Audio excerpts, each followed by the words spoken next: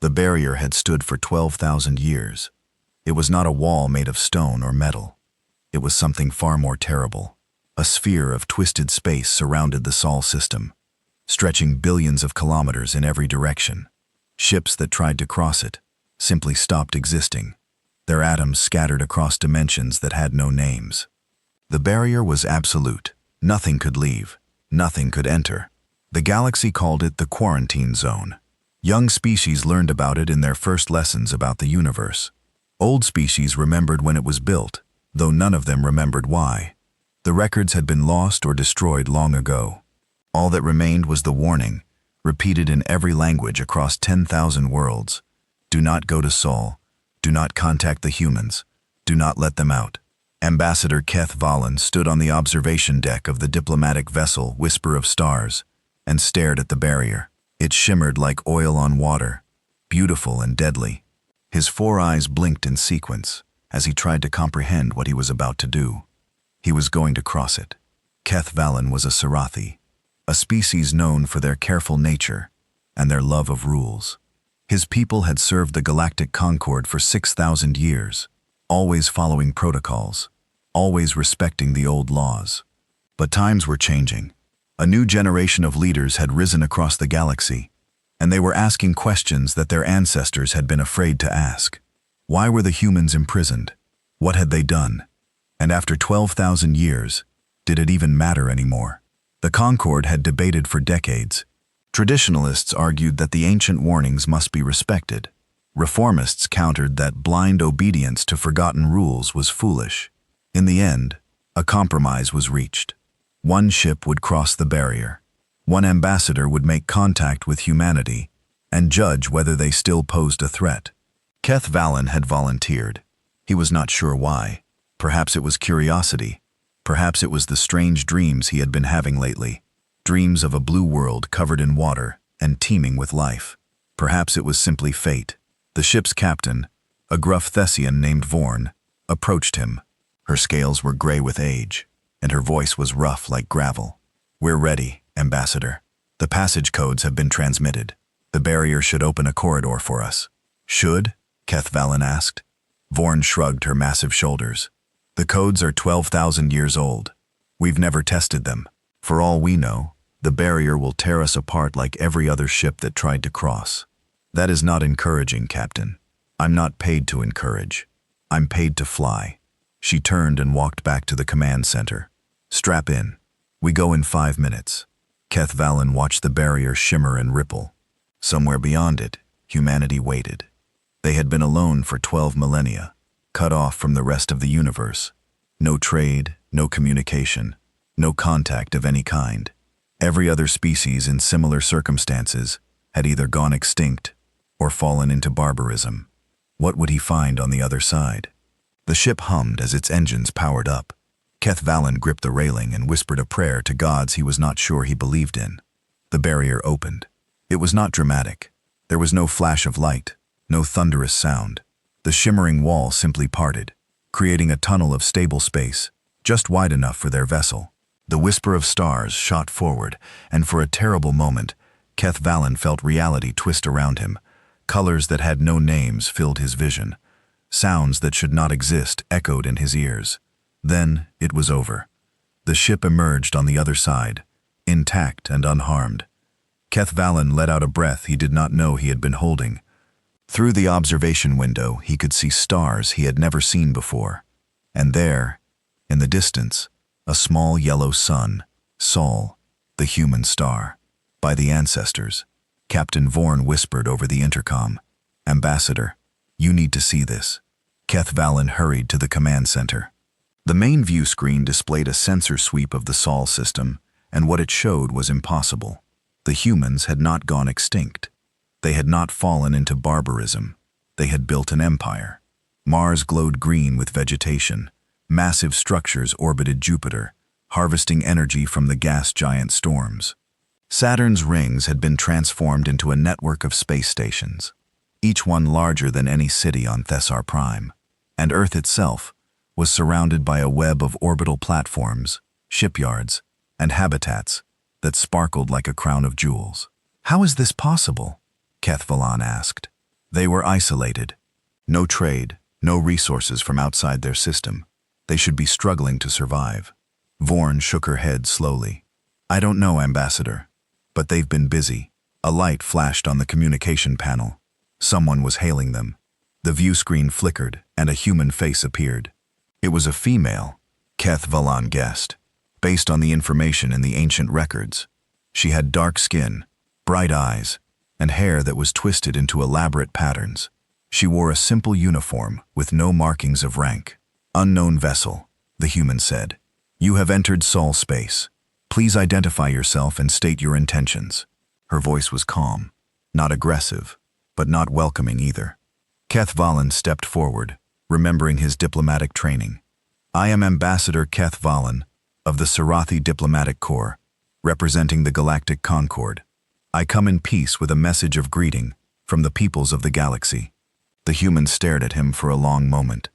Then she smiled, and there was something strange in that smile, something old and knowing. After 12,000 years, she said, you finally came to say hello. Her name was Director Amara Okonkwo, and she was the head of Earth's External Relations Council. She explained that the council had been created centuries ago, when human scientists first detected the barrier weakening. They had known, somehow, that contact was coming. They had prepared. Director Okonkwo invited Keth Valan and a small team to visit Earth. Captain Vorn objected, warning of possible traps. But Keth Valan insisted. He had not crossed 12,000 years of isolation to stay on his ship.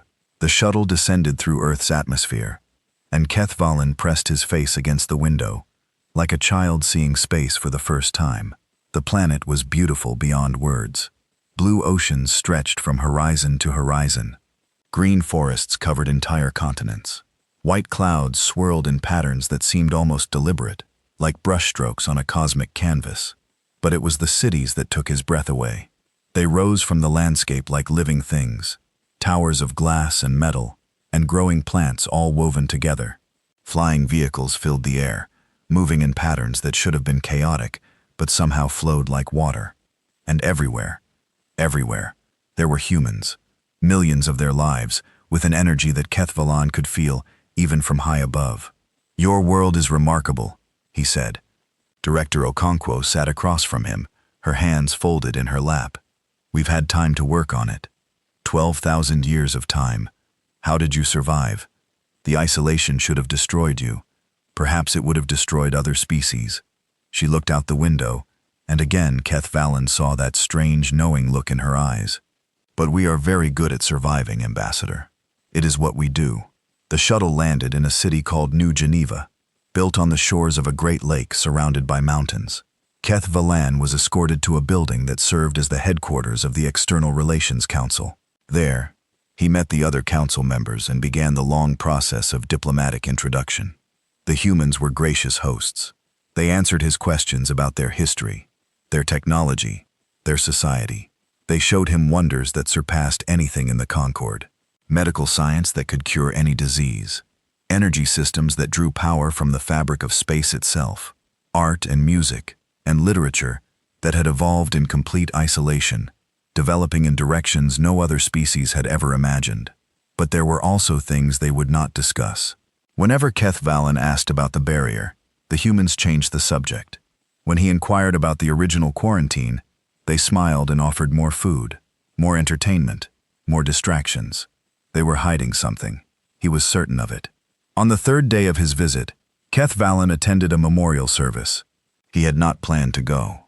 One of his escorts, a young man named David, had mentioned that his grandmother had died recently. The service was being held in a small temple in the old part of the city. David seemed surprised, but pleased when Keth Valan asked to attend.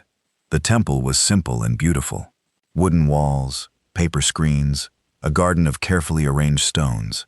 About 50 humans were gathered inside, dressed in white clothes.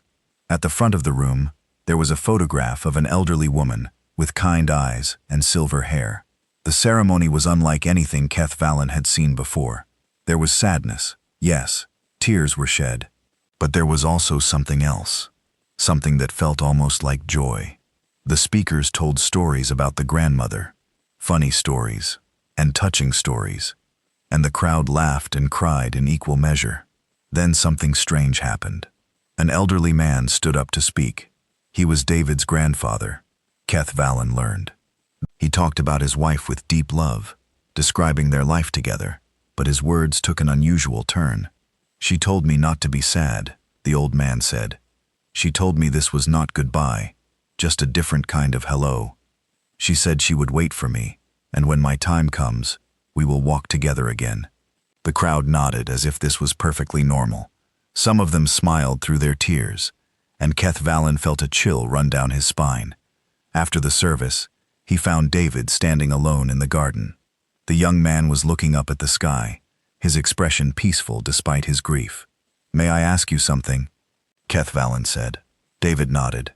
"Your grandfather spoke of your grandmother as if death was not the end for her, as if she still exists somewhere." David was quiet for a moment. Then he turned to face Keth Valen, and his eyes held the same knowing look that Director Okonkwo had shown. "Every species in the galaxy fears death, Ambassador. You see it as the final ending, the great darkness, the void from which nothing returns. Is it not?" David smiled. "My grandmother is not gone. She has simply moved on to a place where she will wait for those she loves. We do not fear death because we know it is not the end, not for us." "How can you know this?" "Because we remember, Ambassador." David placed a hand over his heart. "All of us remember. Every human who has ever lived, every human who has ever died, they are still with us, still connected to us. Death is just a door, and we know what waits on the other side." Keth Valen wanted to ask more questions. He wanted to demand explanations. But something in David's voice stopped him. This was not a belief or a faith. This was knowledge, certainty, the kind of certainty that came from direct experience. The humans knew something about death that no other species knew, and they were not ready to share it. That night, Keth Valen could not sleep. He stood at the window of his guest quarters, looking out at the city lights of New Geneva.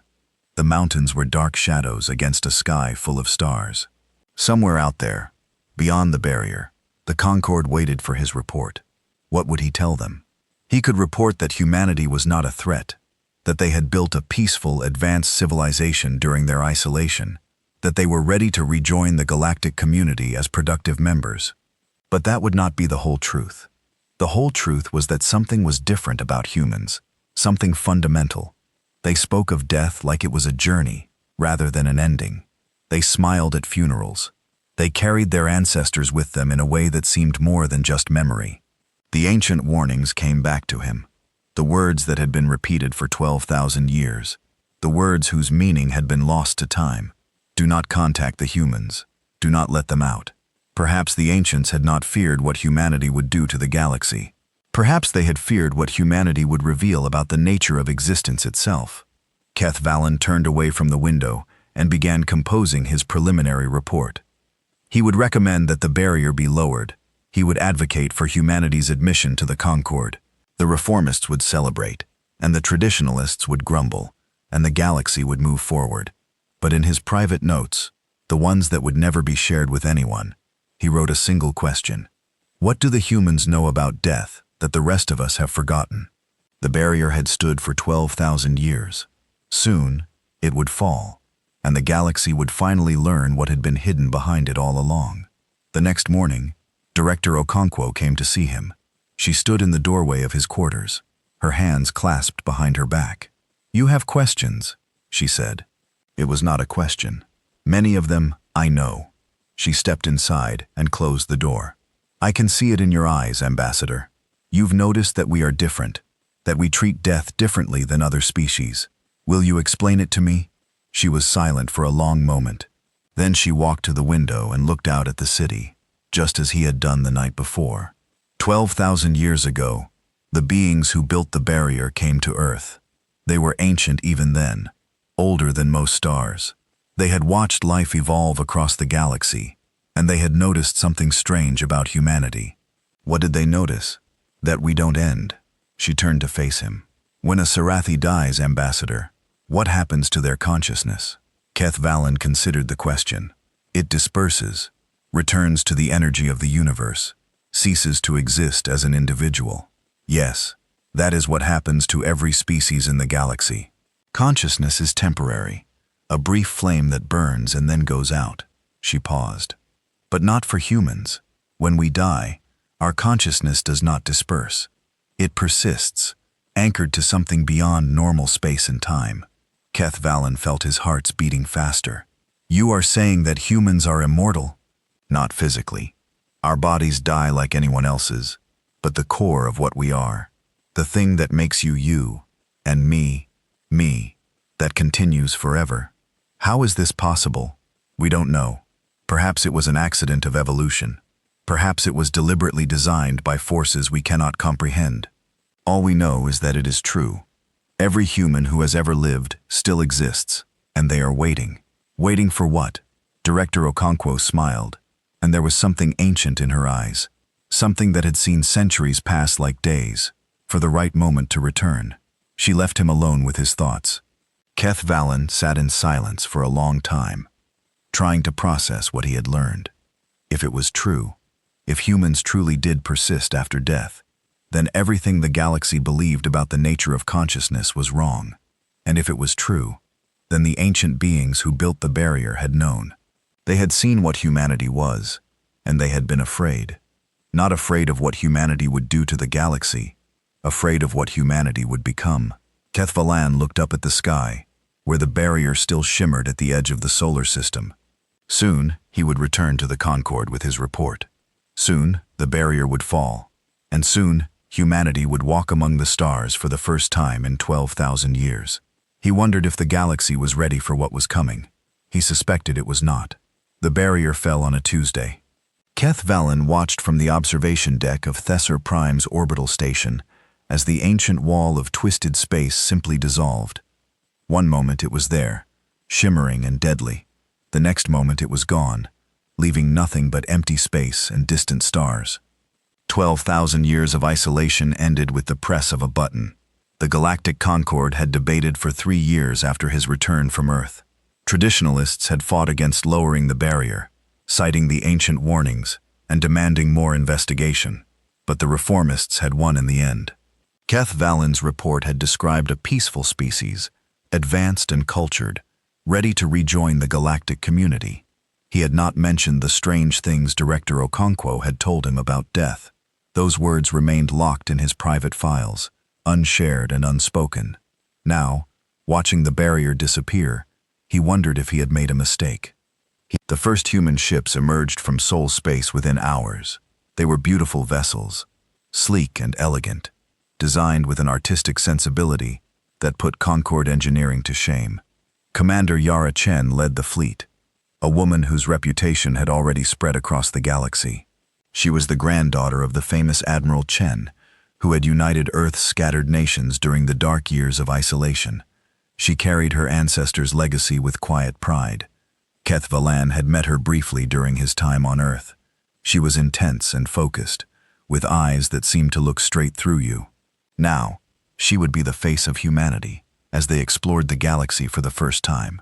The Concorde had assigned Keth Valen as humanity's official advocate, a role that made him responsible for helping them navigate the complex politics of galactic civilization. It was an honor, they told him, a recognition of his groundbreaking diplomatic work. He knew the truth.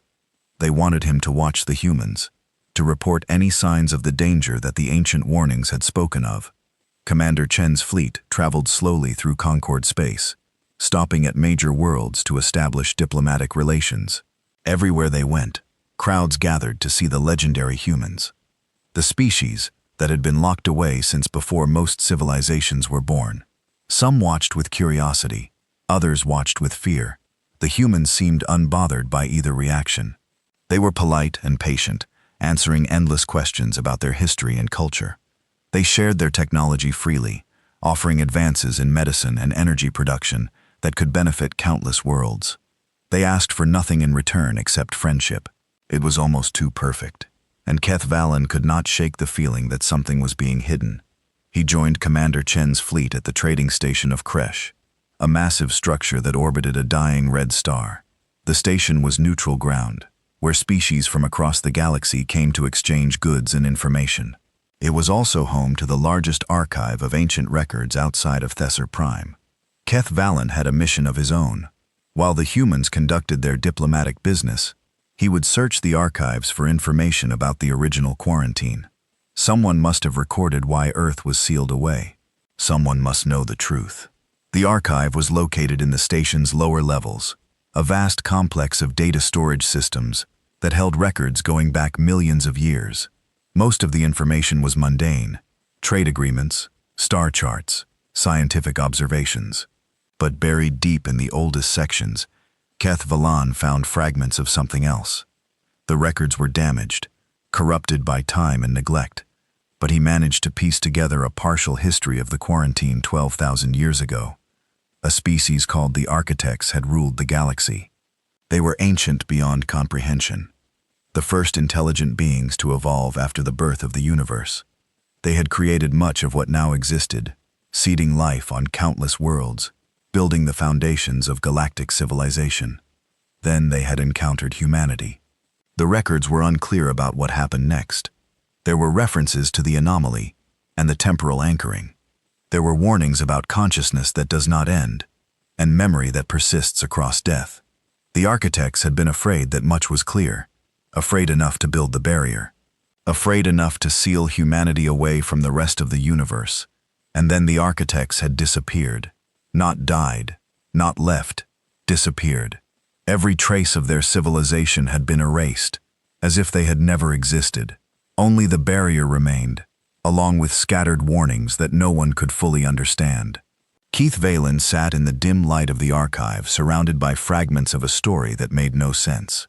The Architects had been the most powerful beings in galactic history. What could they have seen in humanity that frightened them enough to vanish? He heard footsteps behind him, and turned to find Commander Chen standing in the doorway.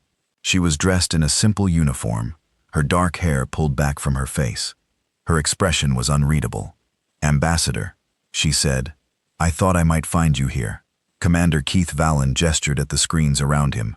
"I have been researching the origins of the quarantine. And what have you found?" "Fragments, mysteries, more questions than answers." He paused. "The Architects were afraid of your species, Commander.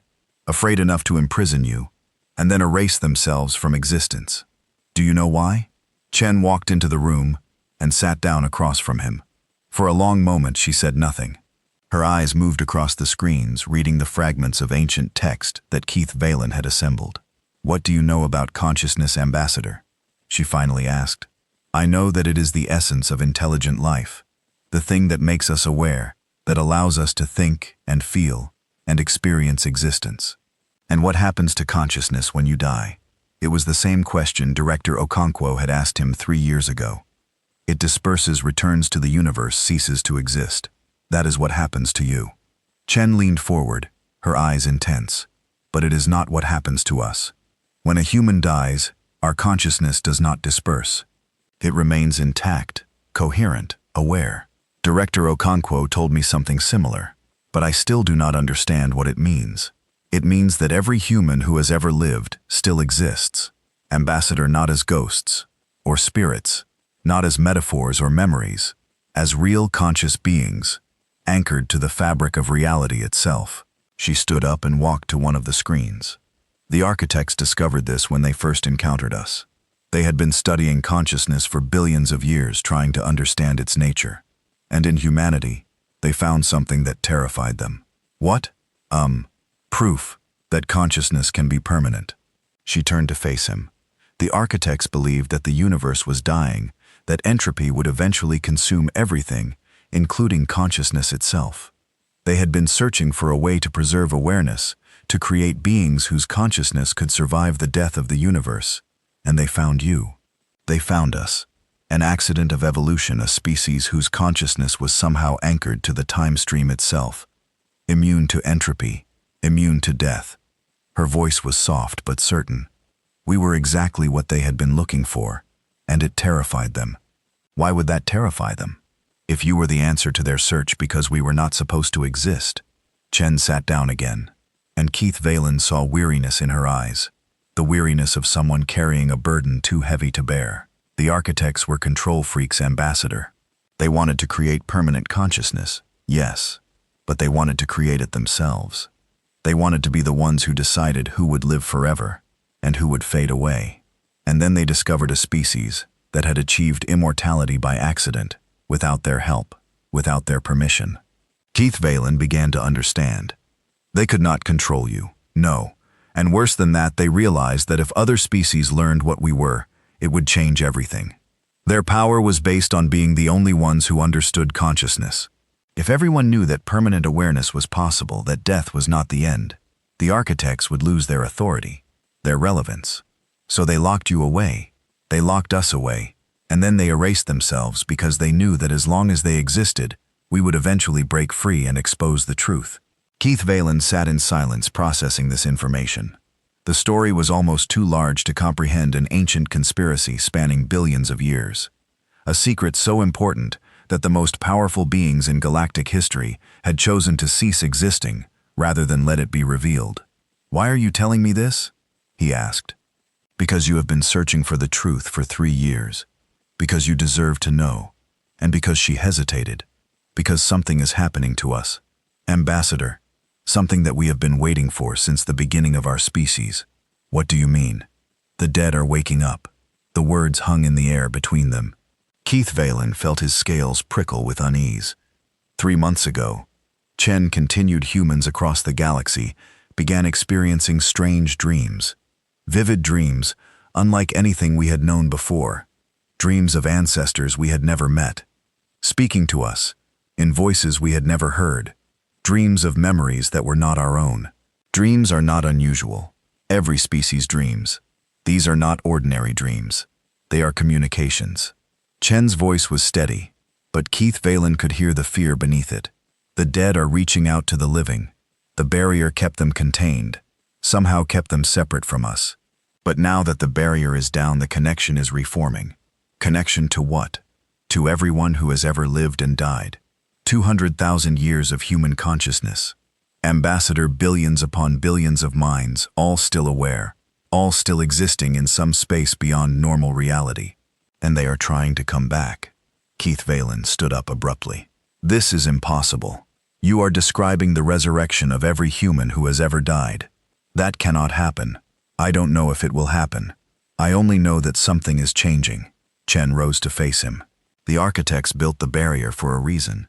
They were afraid of what we would become when enough of us had died, when enough consciousness had accumulated in the space where our dead wait.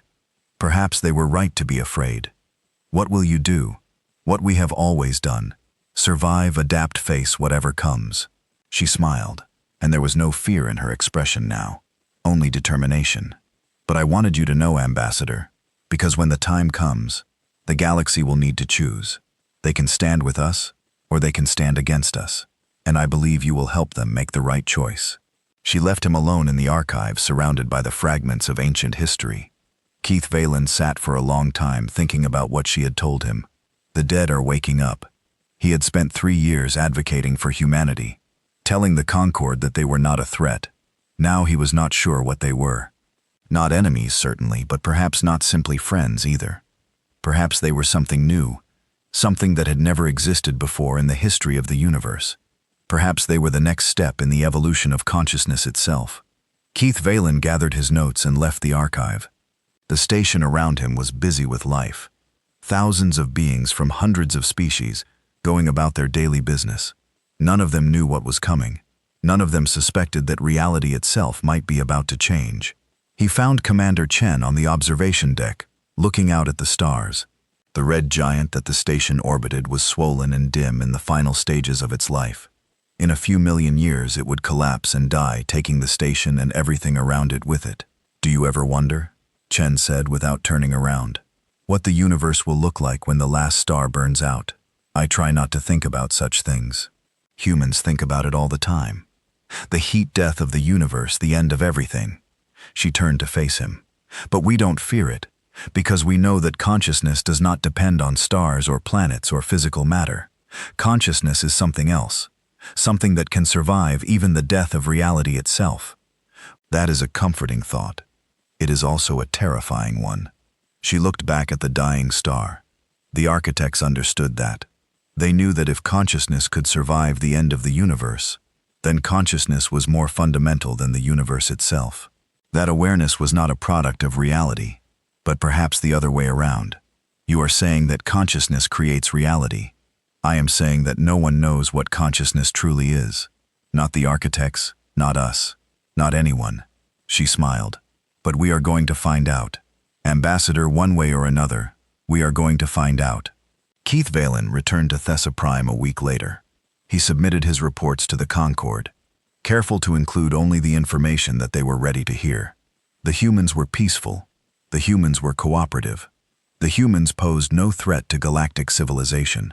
He did not mention the dreams. He did not mention the waking dead, but at night, when he was alone in his quarters, he thought about Commander Chen's words. He thought about the architects and their ancient fear. He thought about 200,000 years of accumulated human consciousness, waiting in some space beyond normal reality, and he wondered what would happen when they finally came back. The barrier had fallen. The waiting was almost over, and the galaxy was not ready for what was coming. Keth at his window, looking up at the stars. Somewhere out there, humanity was spreading across the cosmos, reconnecting with the galaxy they had been separated from for so long.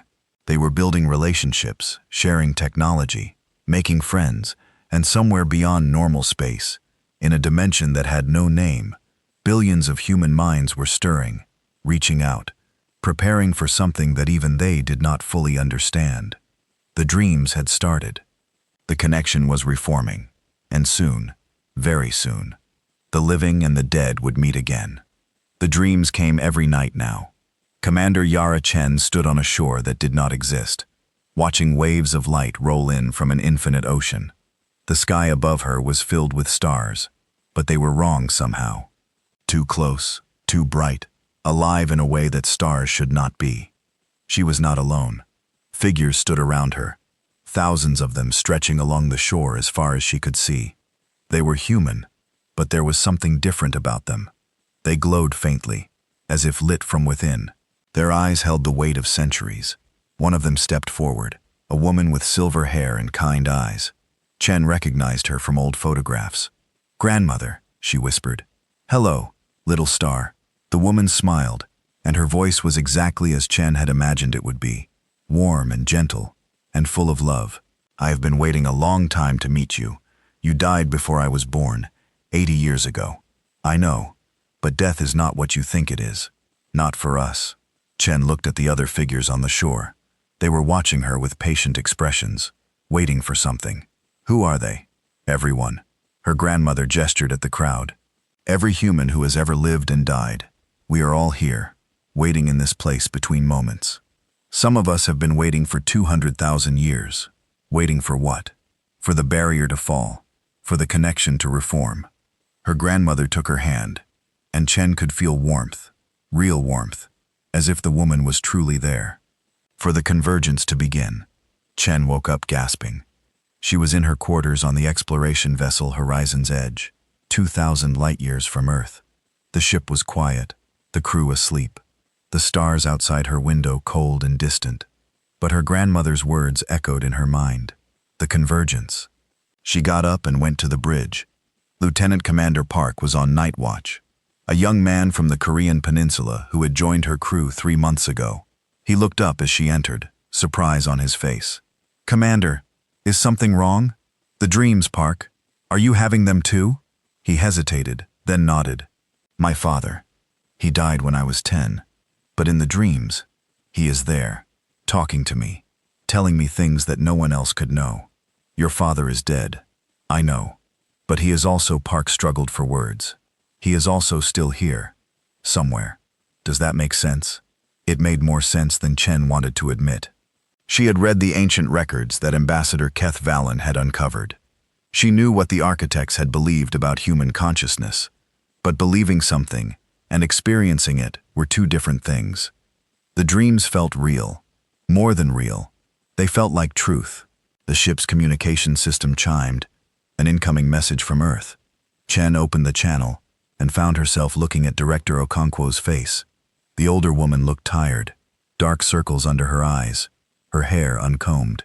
"Commander Chen, I am glad you are awake." "Director, what is happening?" The dreams are spreading. Every human in the galaxy is experiencing them now. We have received reports from every colony, every outpost, every ship. Okonkwo paused.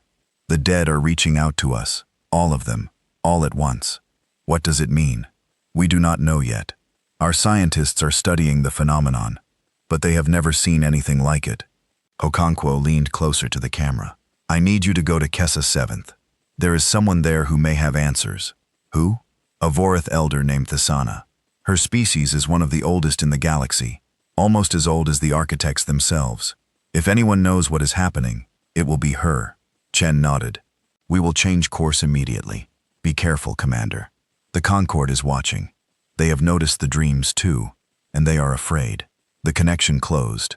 Chen stood in silence for a moment, thinking about her grandmother on that impossible shore, thinking about all the figures standing with her, patient and waiting. 200,000 years of human dead, all of them still aware, still existing, and now they were reaching out to the living.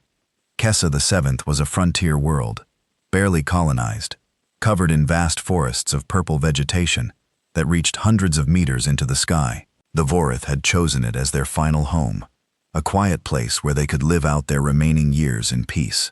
There were fewer than 100 Vorith left in the galaxy.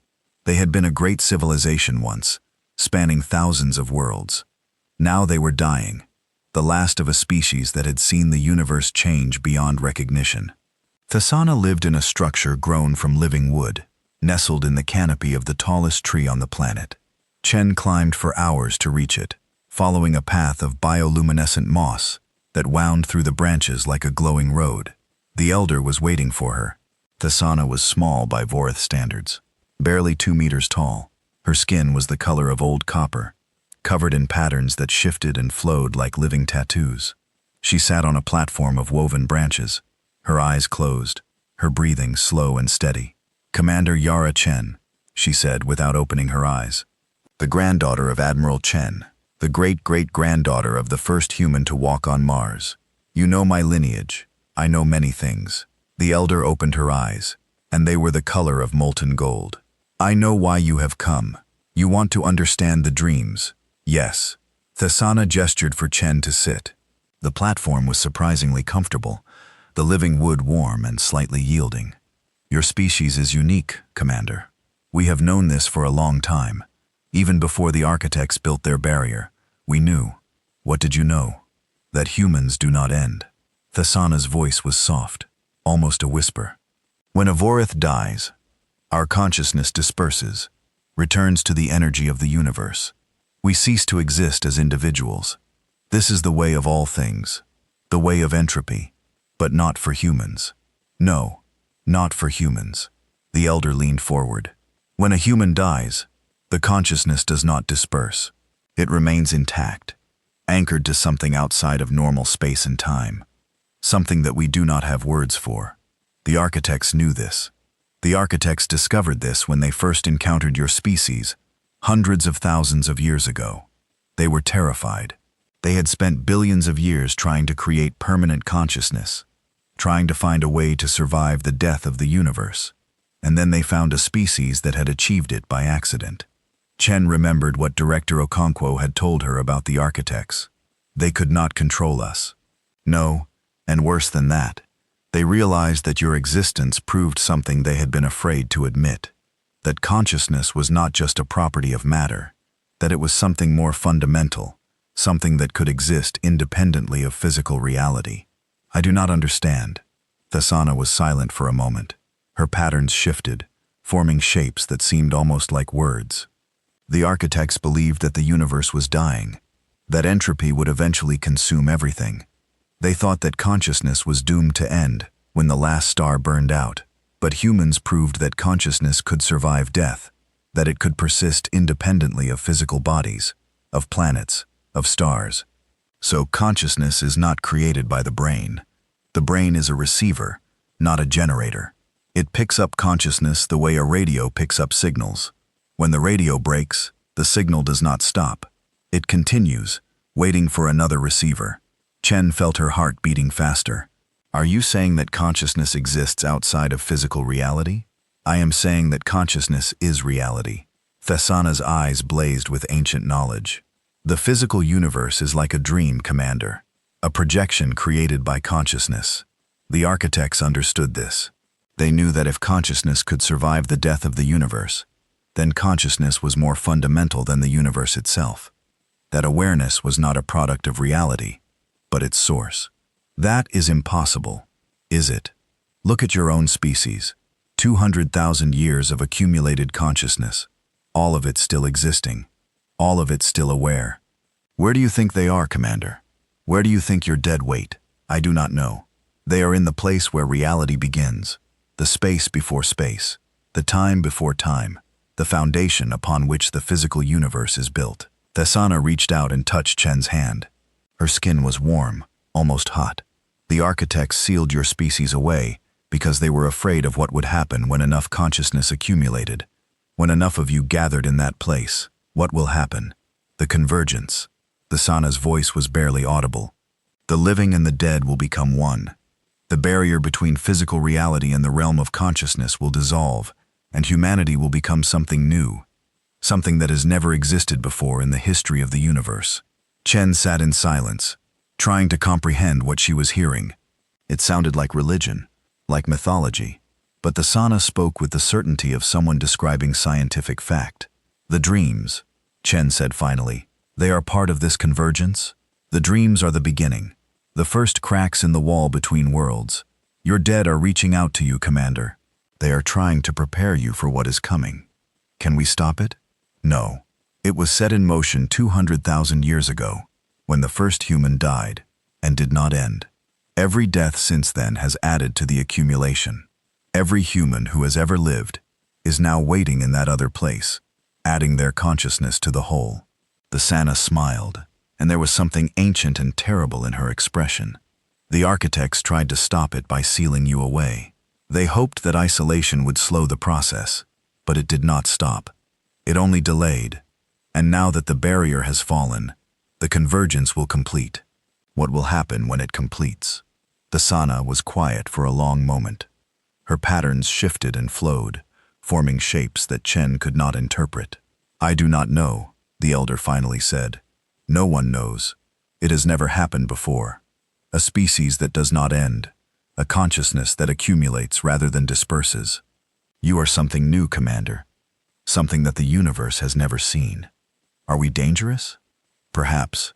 Or perhaps you are the answer to a question that the universe has been asking since the beginning of time. Thesana closed her eyes. The architects were afraid of you, but they were also in awe of you.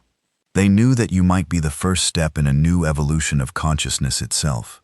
Chen stood up. Her legs felt unsteady, her mind overwhelmed. Thank you for your wisdom, Elder. There is one more thing. Thesana opened her eyes again. The Concord will try to stop you. They have felt the ripples of your dreams.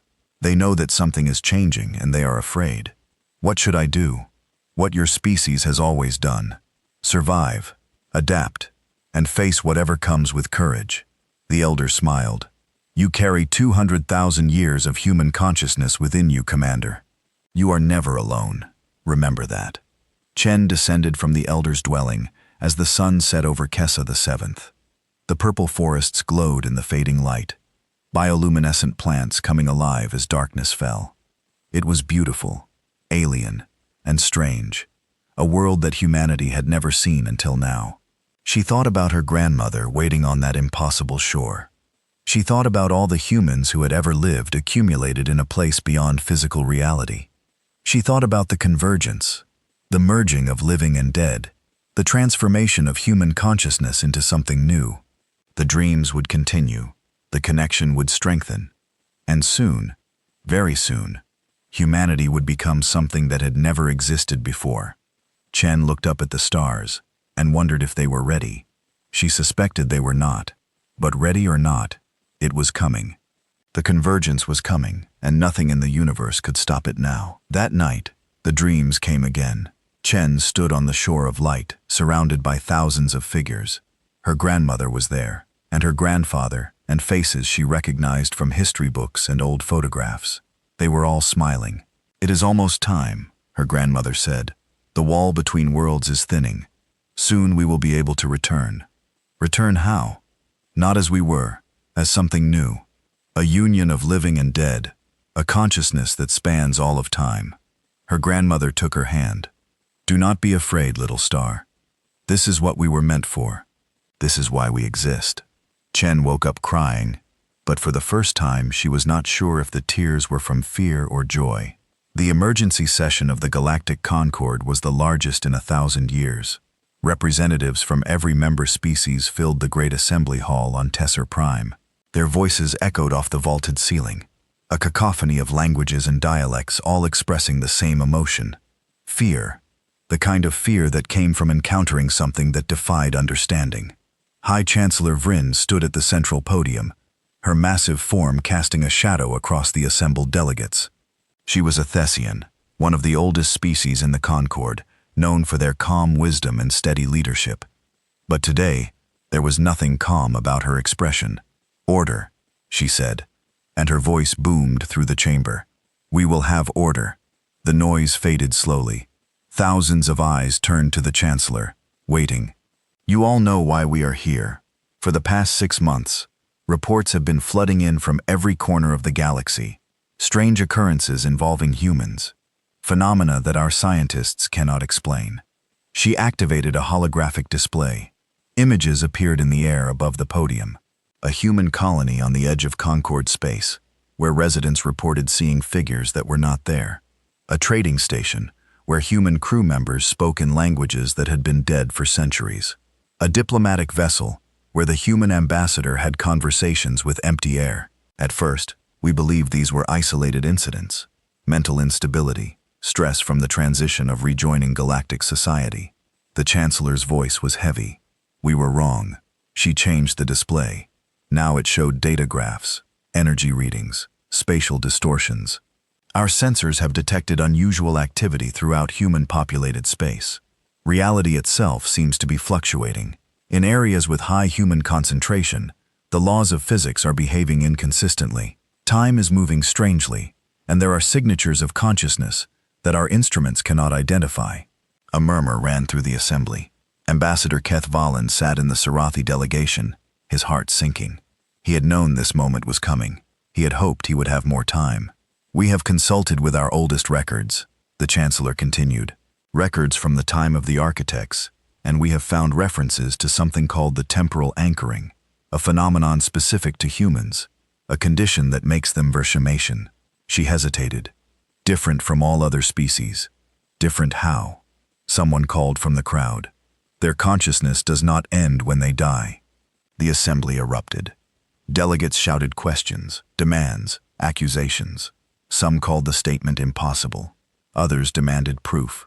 A few, the representatives of the oldest species, sat in silence, their expressions grim. The Chancellor raised her hand for quiet. It took several minutes for the chaos to subside. I know how this sounds, but the evidence is clear. Human consciousness persists after physical death. It accumulates in some space outside of normal reality. And now, with the barrier removed, that accumulated consciousness is beginning to interact with the physical world. She turned to face a specific section of the assembly, the human delegation. Commander Yara Chen stood there, flanked by Director Okonkwo and a handful of other human officials. They looked calm, almost serene, despite the hostility radiating from the crowd around them. Commander Chen, the Chancellor said, do you deny these claims? Chen stepped forward. Her voice was steady when she spoke. I do not deny them. Everything you have said is true. The assembly exploded again. This time, it took even longer to restore order. You admit it? The Chancellor asked. You admit that your species has been concealing this. We have not concealed anything. You never asked. Chen's eyes moved across the assembly, meeting the gazes of delegates who looked at her with fear and anger. For 12,000 years, you kept us locked away. You did not try to understand us. You did not try to communicate with us. You simply decided we were dangerous and built a wall. The architects built that wall. They must have had reasons. They did. They were afraid. Chen walked toward the central podium, and delegates moved aside to let her pass. The architects were afraid of what we represent, not because we would harm them, but because our existence challenged everything they believed about the nature of consciousness. She reached the podium and stood beside the Chancellor, two leaders facing an uncertain future. You want to know what is happening? I will tell you. Every human who has ever lived still exists, not as ghosts or memories, as real conscious beings existing in a space beyond physical reality. And for 200,000 years, they have been accumulating there, waiting. Waiting for what? For the convergence. The moment when the living and the dead become one, when humanity transforms into something new. The Chancellor stared at her. And you believe this transformation is imminent? I do not believe it. I know it. Chen touched her chest. I can feel them, Chancellor. My ancestors, my grandmother, everyone who has ever died. They are reaching out to me, to all of us. The barrier between worlds is thinning. This is madness, someone shouted from the crowd. We cannot allow this to happen. We must restore the barrier, seal them away again. Others took up the cry. Restore the barrier, contain the humans, do not let them contaminate the galaxy. Chen listened to the shouting with a sad expression. Then she raised her hand, and something strange happened. The lights in the chamber flickered. The air grew cold, and for one brief moment, figures appeared behind Chen. Hundreds of them, thousands of them, standing in ranks that stretched into infinity. They were human, but they glowed with inner light. Their eyes held the wisdom of ages. Then they were gone. The assembly sat in stunned silence. You cannot stop what is happening, Chen said quietly. No barrier can contain consciousness itself. The architects tried. They failed. And in the end, they chose to erase themselves rather than face what we would become. The Chancellor found her voice. What are you suggesting, Commander? I'm suggesting that you have a choice. You can fight against the inevitable and lose, or you can stand with us and witness the transformation of consciousness itself. Chen turned to face the assembly. Humanity has never been your enemy. We have been your future, the first step in an evolution that will eventually include all species in the galaxy. You expect us to believe that your dead will save us all? I expect nothing. I only offer the truth. Chen walked back toward the human delegation. The convergence is coming. Within weeks, perhaps days. When it arrives, every human who has ever lived will unite with every human who is currently alive. We will become a single consciousness spanning all of time, and from that moment forward, nothing will ever be the same. She reached her delegation and turned back to face the assembly one last time. You can be afraid. You can try to destroy us. But I promise you this. When the convergence is complete, we will remember. We will remember every species that stood against us. And we will remember every species that stood beside us. She paused. Choose wisely. She sat down. The assembly dissolved into chaos. The session ended.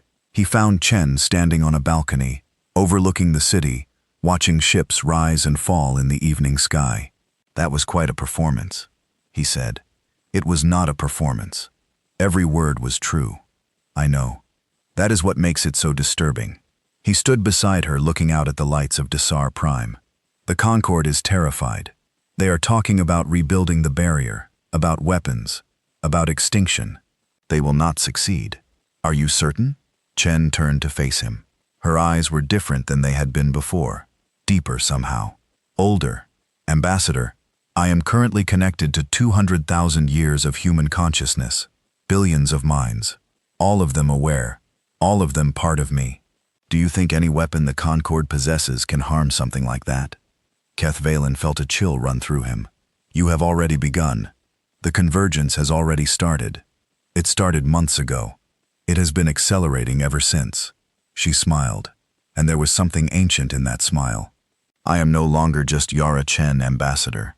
I am Yara Chen, and my grandmother, and her grandmother, and every human who came before us. We are becoming one.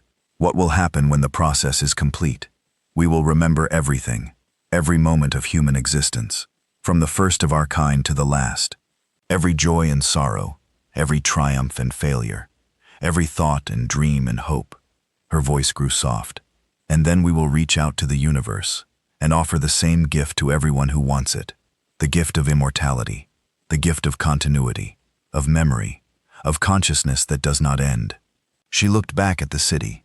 The architects were afraid of us, because they could not control what we represent. But we have never wanted to control anyone. We only want to share. Keth Valen thought about his own mortality, about the dispersion of consciousness that waited for him at the end of his life, the return to entropy that his people had accepted for millions of years. And if someone does not want your gift, then they do not have to accept it. We will not force anyone. Chen reached out and touched his arm. But I think when the time comes, you will want to remember, Ambassador. Everyone wants to remember. That night, the Concord Security Council held a secret meeting. Keth Valen was not invited, but he had his sources. By morning, he knew what they had decided. The Concord would attempt to destroy humanity. Not all of it. That would be impossible now, with humans spread across the galaxy, but they would target Earth, the home world, the center of the convergence. They believed that if they could destroy Earth and kill enough humans at once, they could disrupt the transformation, stop the convergence before it completed, save the galaxy from whatever humanity was becoming. Keth Valen tried to warn Chen. He sent messages to every human ship and colony he could reach. But the Concord was faster. Within hours, a fleet had assembled. Hundreds of warships, drawn from a dozen species, all converging on Sol space. The battle for Earth was about to begin. Keth Valen commandeered a diplomatic vessel and raced toward Sol. He did not know what he could do. He only knew that he had to try. The fleet was already there when he arrived. Ships filled the space around Earth, their weapons charged, their commanders waiting for the order to fire. And on the planet below, something was happening. The sky was filled with light, not sunlight, something else, something that seemed to come from everywhere and nowhere at once. The light pulsed in patterns that hurt to look at, patterns that seemed to carry meaning just beyond the edge of comprehension. All ships prepare to fire. The fleet commander's voice crackled over the communication channel. On my mark. He never finished the sentence. The light exploded outward from Earth, sweeping across the fleet like a wave. Ships that were hit did not explode. They simply stopped. Engines went silent. Weapons went cold. Crew members stood frozen at their stations. And then the figures appeared. They materialized on every bridge, in every corridor, in every chamber. Humans. But not like any humans Keth Valen had seen before. They glowed with inner light. Their eyes held the wisdom of ages. They moved with perfect grace, as if gravity and physics had no hold on them. One of them appeared on Keth Valen's ship, a woman with dark skin and kind eyes. She looked at him and smiled. Do not be afraid, Ambassador. We have not come to harm you. What are you? We are humanity, all of humanity, the living and the dead, united at last. She stepped closer. The convergence is complete. We are one. Keth Valen stared at her. She was beautiful and terrible, a being of pure consciousness wearing a human form. What will you do now? Now, we will show the galaxy what we truly are. Not a threat, not an enemy. She reached out and touched his face, and Keth Valen felt warmth flooding through him. Peace, love, understanding. We are the first step in a new evolution of consciousness, and we want to share that evolution with everyone. She vanished. All over the fleet, the glowing figures were disappearing, but they left something behind. A feeling, a presence, a knowledge that things would never be the same again. Keth Valen looked at Earth shining with impossible light, and knew that the universe had just changed forever. The light faded slowly. For 3 days, Earth glowed with an impossible radiance that could be seen across the galaxy. Ships that approached the Sol system reported strange phenomena, time moving at different speeds, space bending in ways that defied mathematics, voices speaking in languages that had been dead for thousands of years. And then on the 4th day, silence. Ambassador Keth Valen's ship drifted in orbit around the transformed Earth, waiting. He had not slept since the convergence began. He could not sleep. Every time he closed his eyes, he saw them, the figures of light, the faces of every human who had ever lived, united into a single consciousness. Ambassador, his communications officer spoke in a hushed voice. We are receiving a transmission from the surface. Put it through! The view screen flickered, and Commander Yara Chen appeared. But she was different now. Her eyes glowed faintly, and there was something behind her expression that had not been there before. A depth, a presence, as if she was looking at him through the eyes of billions. "Ambassador Keth Valen," she said, "thank you for staying. I did not know where else to go." She smiled, and there was warmth in the expression, genuine warmth, untouched by the terrible transformation she had undergone. "The convergence is complete. We have become what we were always meant to be." "What are you now?" "We are still human, Ambassador. Every human who has ever lived is still themselves. But we are also more. We are connected, unified, a single consciousness that spans all of time." She paused. "Would you like to understand?" "I'm not sure I can. Let me show you." The view screen went dark. For a moment, Keth Valen thought the transmission had ended. Then he felt something touch his mind. Not physically, not through any technology. A direct contact, consciousness to consciousness. And suddenly he understood. He saw the history of humanity unfold before him, not as words or images, but as living memory. He felt the first humans walking out of Africa, curious and afraid. He experienced the birth of civilization, the joy of discovery, the tragedy of war.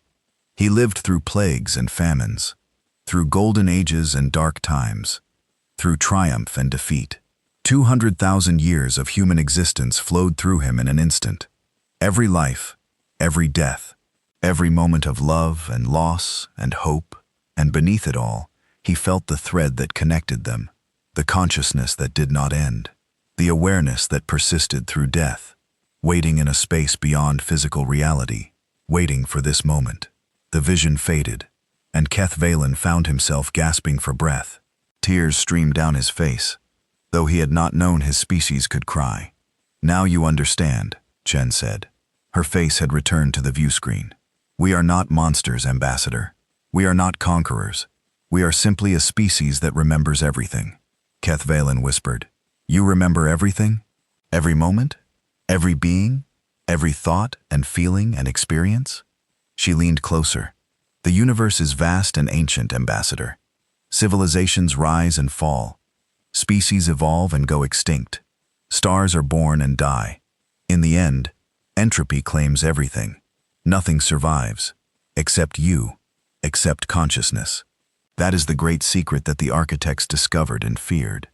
Physical reality is temporary. Matter and energy will eventually fade into nothingness.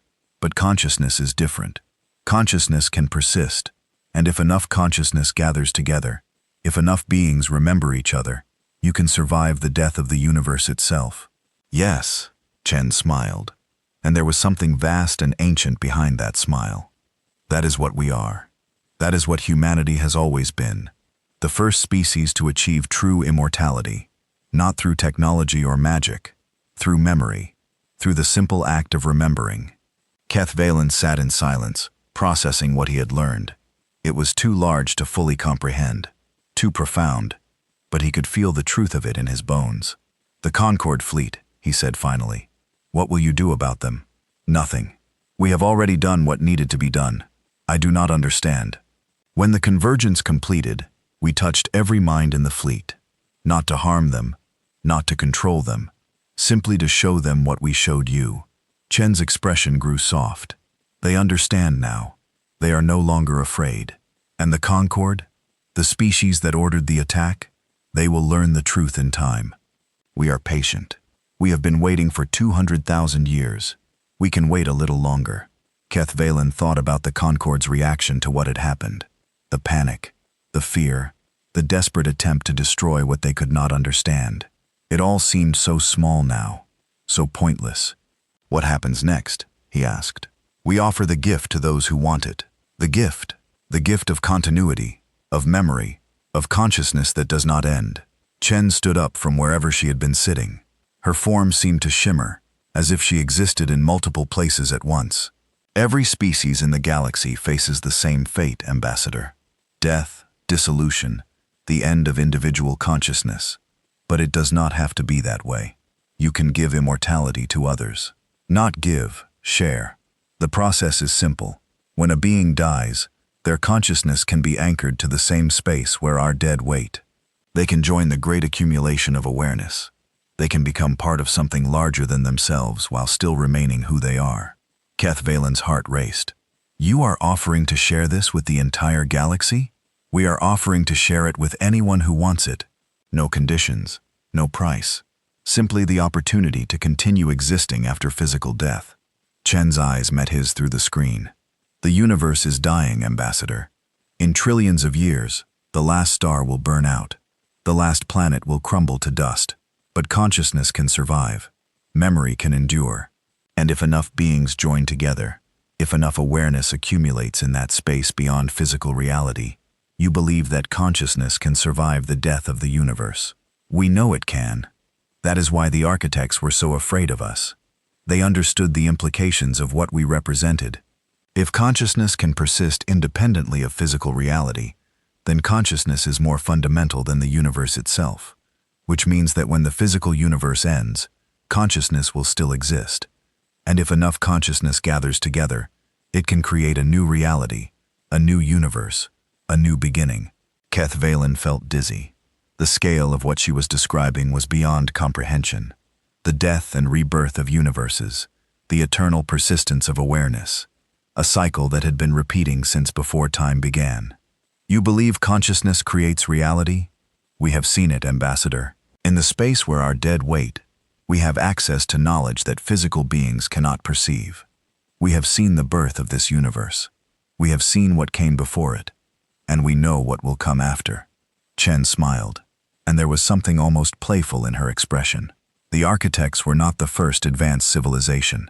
They were not even the 100th. Consciousness has been evolving across countless universes, each one giving rise to beings that remember, that persist, that eventually learn to create new realities when the old ones fade. And humanity is the next step in that evolution.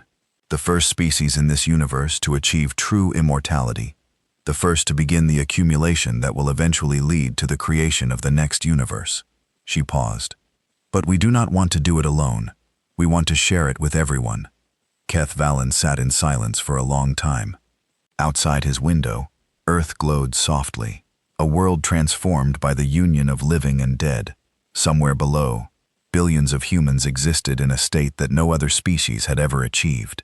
And somewhere beyond normal space, 200,000 years of accumulated consciousness waited, patient and eternal. I need to report to the Concord, he finally said. We know. Take your time. We are not going anywhere. Chen's image flickered. But before you go, Ambassador, I want you to know something. What? Your grandmother, the one who died when you were young, the one whose memory you have carried all these years. Chen's voice was gentle. She is not gone. She dispersed when she died, as all non-humans do, but the pattern of her consciousness, the essence of who she was, left traces, imprints, on the fabric of reality. Keth Valen felt tears rising again. What are you saying? We can find those traces, gather them, reconstruct what was lost. Chen leaned forward. If you want, Ambassador, we can give your grandmother back to you, not as she was, but as something new, a consciousness that remembers what she remembered, that loves what she loved. He could not speak. The offer was too vast, too incredible, too painful to contemplate. Think about it, Chen said kindly. There is no rush. We have all the time in the universe. The transmission ended. Keth Valen sat alone in the darkness, thinking about everything he had learned, about humanity and consciousness, and the nature of reality itself, about his grandmother, who had died so long ago, about the offer that Chen had made, the gift of memory, the gift of continuity, the gift of knowing that nothing was ever truly lost. 1 week later, Keth Valen stood before the Galactic Concord. The assembly hall was silent as he spoke. No interruptions, no shouts of disbelief. The delegates simply listened, their expressions ranging from wonder to terror to hope. He told them everything, about the convergence, about the nature of human consciousness, about the space beyond physical reality, where the dead waited, about the offer that humanity was making to the galaxy. When he finished, the High Chancellor rose from her podium. You are asking us to believe that death is not the end, that consciousness can survive indefinitely, that humanity is offering to share this gift with all species. I am not asking you to believe anything, Chancellor. I am simply reporting what I have witnessed, what I have felt. Keth Valen touched his chest. They showed me their history, every moment of human existence, flowing through my mind in an instant. I felt the truth of what they are, and I believe them. Even if this is true, how can we trust them? They were locked away for 12,000 years. We tried to destroy them. Why would they help us? Because that is what they do. Keth Valen smiled, remembering the warmth that had flooded through him when Chen touched his mind.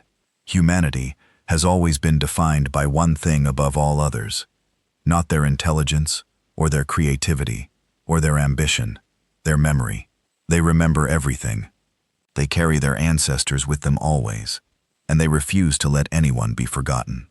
That is a pretty sentiment, Ambassador. But sentiment does not build civilizations. No, but it might save them. He looked around the assembly, meeting the eyes of delegates from every corner of the galaxy. The universe is dying. We all know this. In time, entropy will claim everything, every world, every species, every memory of what once existed, unless we find a way to survive. And you believe humanity is that way? I believe humanity is a beginning, a first step on a journey that could lead to the salvation of consciousness itself. He paused. They are not asking us to worship them or serve them. They are asking us to join them, to become part of something larger than ourselves, to help build a future where nothing is ever truly lost. The assembly sat in silence. Finally, a delegate stood, a young Thessian, barely old enough to hold her position.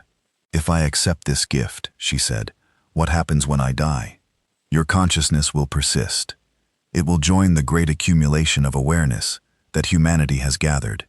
You will still be you, but you will also be connected to something vast and ancient and eternal. Will I remember?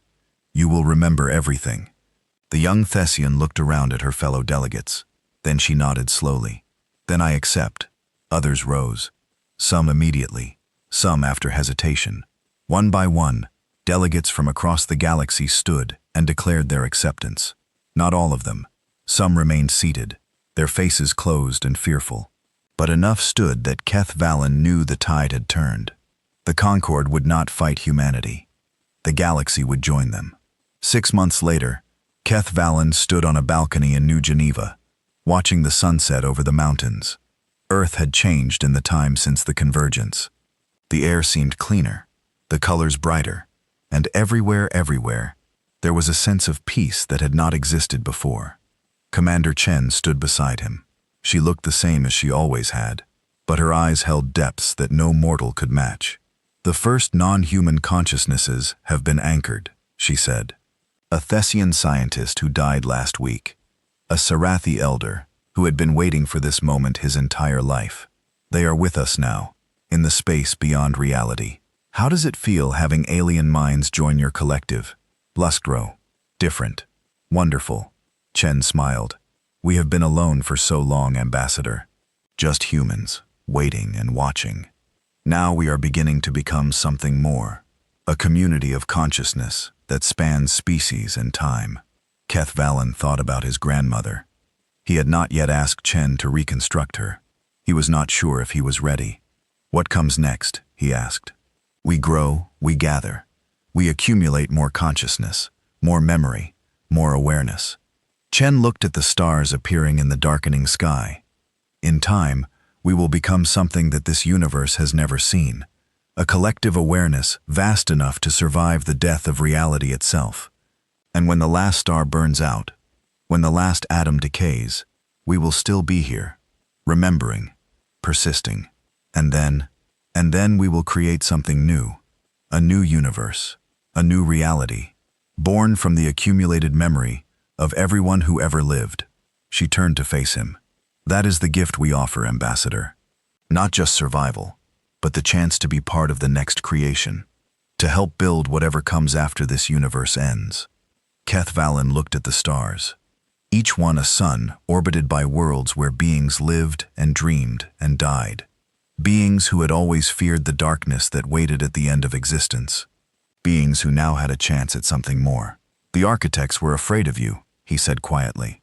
The architects wanted to be gods. They wanted to control the next creation themselves. They could not accept that it might be shared. Chen touched his arm. We are not gods, Ambassador. We are just a species that refuses to forget. And we want everyone to share in the memory, even those who tried to destroy you, especially them. Anger fades, fear fades, but memory endures, she smiled. 1,000,000 years from now, no one will remember the Concord's attack on Earth, but they will remember that humanity chose to forgive, that we offered the gift to everyone, even our enemies. Keth Valen felt tears on his face. He did not try to hide them. My grandmother, he said, you offered to reconstruct her. The offer still stands. I want, he paused, struggling with emotions that his species did not have words for. I want to see her again. I want to remember her with me, not just as a memory in my mind. Is that selfish? It is human. Chen squeezed his arm. That is the whole point, Ambassador. We are all human now. Every species that joins us becomes part of what we are.